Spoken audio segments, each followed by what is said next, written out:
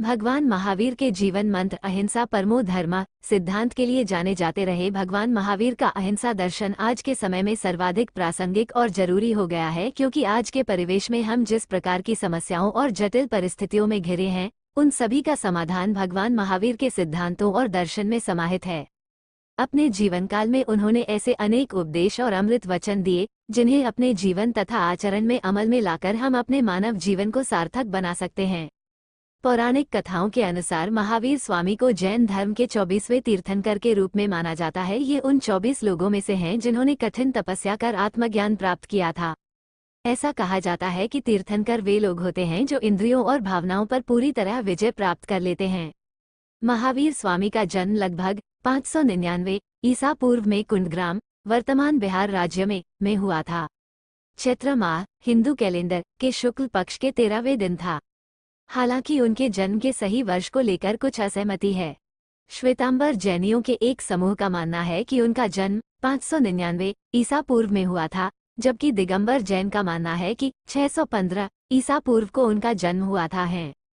उनके पिता का नाम सिद्धार्थ था, जो एक क्षत्रिय शासक थे, और माता का नाम त्रिशला था, और उनके बचपन का नाम वर्धमान था। जातक कथाओं की माने तो वे क्षत्रिय होने के कारण अतिवीर थे, और जब वे तपस्या में लीन थे तब उन पर जंगली जानवरों के कई हमले हुए और उन्होंने सहनशीलता और वीरता से सभी को परास्त किया।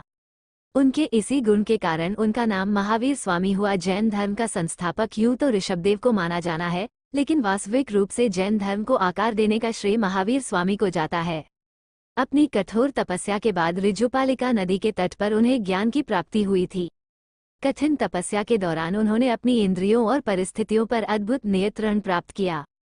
इंद्रियों पर विजय प्राप्त करने के कारण उन्हें जिन यानी कि विजेता कहा गया, जिसके बाद महावीर स्वामी जिन कहलाए और उनके अनुयायियों को जैन कहा जाने लगा।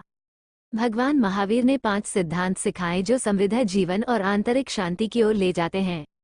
पहला सिद्धांत है अहिंसा। अहिंसा का सिद्धांत कहता है कि सभी जैनों को किसी भी परिस्थिति में हिंसा से दूर रहना चाहिए। दूसरा सिद्धांत है सत्य। सत्य के सिद्धांत के अनुसार लोगों को हमेशा सत्य बोलना चाहिए। तीसरा सिद्धांत है अस्तेय। अस्तेय का पालन करने वाले लोग चोरी नहीं करते हैं। ये लोग संयम से रहते हैं और केवल वही लेते हैं जो उन्हें दिया जाता है। चौथा सिद्धांत है ब्रह्मचर्य। इस सिद्धांत के लिए जैनों को पवित्रता के गुणों का प्रदर्शन करने की जरूरत होती है।